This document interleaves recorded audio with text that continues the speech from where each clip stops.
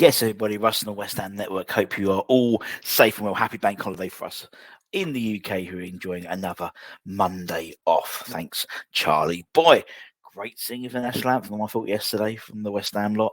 Anyway, hopefully you're still buzzing from the fantastic evening yesterday. It was evening, wasn't it? And as I said, we maintain our 100% win rates for Sunday 7 o'clock kickoffs. So it's all good. It's all good. Not mathematically safe as we know, but pretty much. I'll be something like 7 points clear, with the goal difference as well being considerably better than the bottom three. Holly did the ratings earlier today, so check that out. We had Anton doing the show at the beginning, declaring his love to Declan Rice. So you had all three of us today. Lucky you. And this is Hammers Headlines in association with the KUMB.com boys. Not one, not two, not three, but 4 stories for you today, you lucky, lucky bastards. So let's start with the first story. Let's do some transfer news. So apparently, West Ham are eyeing a double swoop for 2 Man City players who are sort of on the peripherals and could well be out of the Etihad. West Ham apparently plotting an audacious double swoop for Manchester City's duo Calvin Phillips and Carl Walker. According to a report from 90 Minutes, West Ham are plotting a raid on Man City for Phillips, particularly the upcoming transfer window. We know this is someone that they've had on their peripherals, so to speak, as a potential replacement for Mr. Rice. We are compiling apparently a short list of potential midfield targets if Mr. Rice leaves, and Phillips is apparently on that list. He has struggled for first team football this year. He's obviously been injured quite a bit as well, the 27-year-old midfielder, and he's well, I think also he's not, when he's been fit, he's then had to try and oust Rodri, who has been exceptional for Man City this year in Pep's pecking order. With Euro 2024 on the horizon, Phillips can ill afford another campaign on peripherals. So he would need to move in order to have the best chance of being able to make the squad.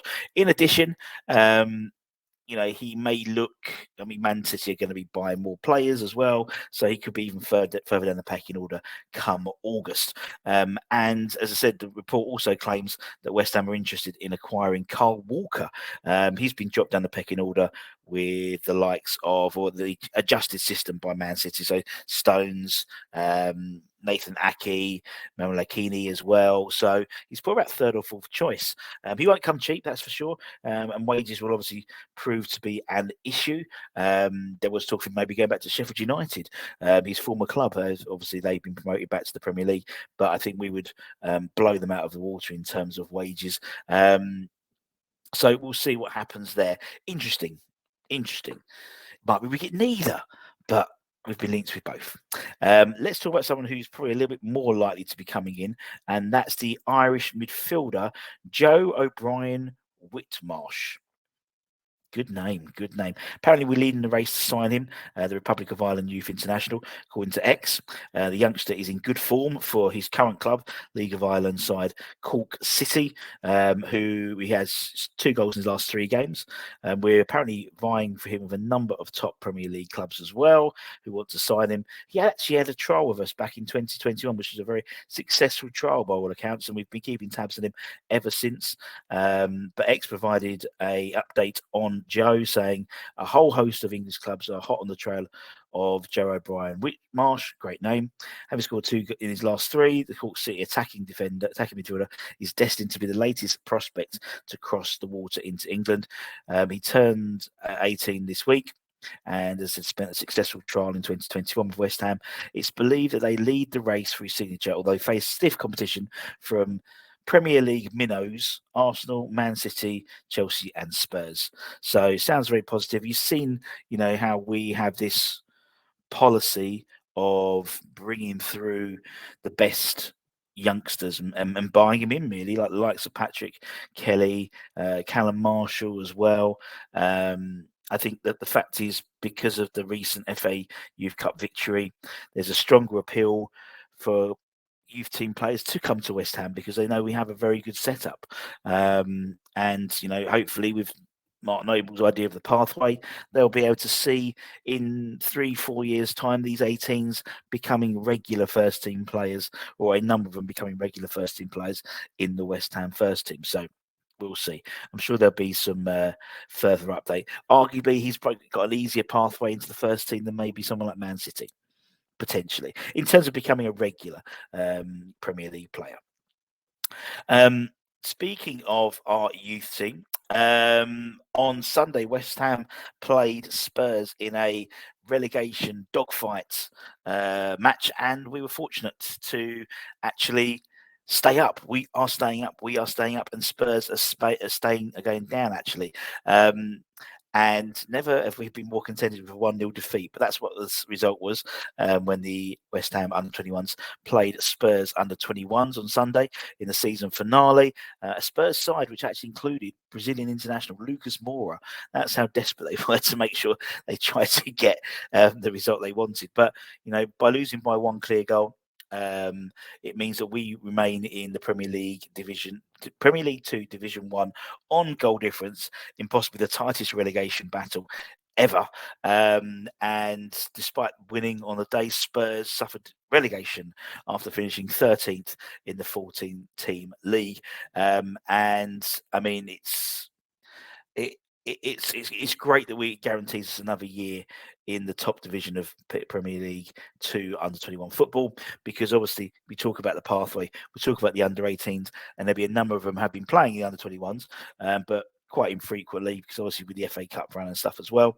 So they'll be moving more into the 21s, and hopefully you'll see a vastly more competitive, consistently competitive under-21 side for Mark Robson and Steve Potts next season. Obviously, it was great to see the 18s given a lap of honour for the double winning 18s, and obviously on Tuesday, they play the national playoff against Man City at the Etihad, with the winner going into the UEFA Youth League next season. So could be in Europe already. Not even the West Ham men's first team. So obviously, we're relatively safe, not mathematically, in the Premier League now, and now we're safe in the PL2. So not a bad Sunday all around, really. And finally, one more. It's got all crazy. Wait, it. One more. Where's it gone? There you go. One more transfer rumour. As I'm giving you full today, it's a bank holiday. Apparently, West Ham and Crystal Palace are reportedly keen on signing the Bournemouth midfielder, Jefferson Lerma. If he leaves, Bournemouth is expected to leave as a free agent this summer. Crystal Palace and West Ham both hope to snap him up on the Bosman. The report from Team Talk claims that the 28-year-old is unlikely to sign a new contract with the Cherries and extend his stay at the Premier League club. He's been a reliable presence for Bournemouth since signing for a club record €30 million, I believe, from Watford, and he could prove to be a quality acquisition for West Ham potentially. He's 28-year-old is likely to be tempted if a London club comes in calling. West Ham also, as we know, we spoke about Phillips, and we have several midfielders we're interested in, including Conor Gallagher, James Ward-Prowse, Milenkovic-Savic, Jibril Sao, Thuram. There's going to be lots, and I mean, he's just another midfielder to add to the pot. Thinking if Everton go down, Onana will be available. If Southampton go down, you imagine James Ward-Prowse will be available. There's going to be a whole host of midfielders up for sale. We might do a show about all the midfielders who could potentially be up for sale, because there's going to be a lot. But the 28-year-old will be hoping to take the next step in his career and will join a club capable of finishing in the top half. There's no doubt that West Ham and Palace both have, talented squads. Both have had disappointing seasons, but much capable of doing better. Both London clubs might change their manager. Roy Hodgson is on a short-term loan. There's obviously huge speculation that David Moyes will leave in the summer as well. So we'll see what happens. But it's going to be, and it's what I was saying to someone in the press lounge yesterday. Whatever happens needs to be sorted out straight away, almost as soon as the final, hopefully the final of the Europa Conference League. Immediately after that, we need to find out what's happening with Moyes, what's happening with Rice, because then we can have enough time possibly to plan. Because, to be honest, the season finishes on the 28th of May-ish.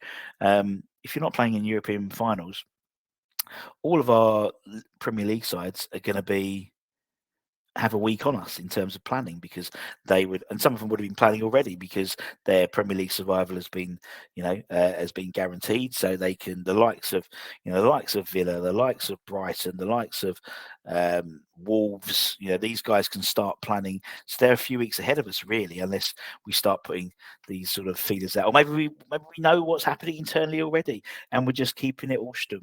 Who knows? But that's it, my friends. Thank you very, very much for your time, as per usual. Busy week this week, isn't it? Another 2-game week with the visitors, AZ Alkmaar in the Europa Conference League semi-final first leg at the London Stadium on Thursday. So we'll have all the news and reviews and previews coming up for that game. So take care, stay safe, stay warm, stay humble. Keep the faith, my friends. Enjoy your bank holiday, what's left of it. I'll see you soon. Bye-bye.